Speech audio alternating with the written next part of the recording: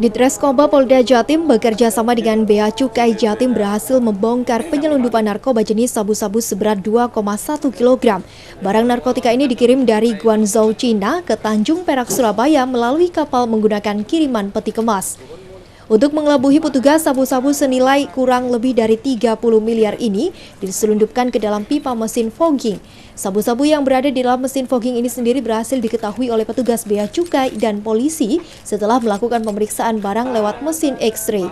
Setelah melakukan penyelidikan dan mengetahui penerima barang, petugas langsung memburu dan melakukan penyelidikan dan akhirnya menetapkan 2 orang penerima barang sebagai tersangka, yakni masing-masing berinisial MS dan AS yang ditangkap di Jakarta. Kedua tersangka ini adalah asal Aceh.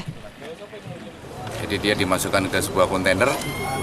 Di kontainer ini beberapa barang, bermacam-macam barang dimasukkan di situ dengan berbagai upaya. Kelihayannya dimasukkan di selip-selip di barang itu. Dan ini kemudian barang ini belum tentu tujuan akhir dari Surabaya, tapi bisa ke Jakarta.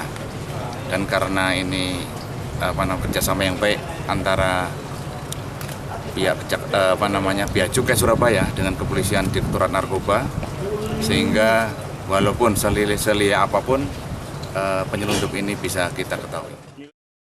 Pihak Kepolisian Polda Jawa Timur sendiri kini tengah melakukan pengembangan dan pendalaman jaringan pengedaran sabu-sabu internasional ini untuk memburu tersangka lain.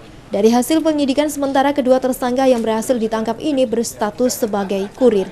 Selain berhasil membekuk 2 orang tersangka, polisi juga berhasil menyita 7 unit mesin fogging dan beberapa bungkus sabu-sabu seberat 2,1 kg.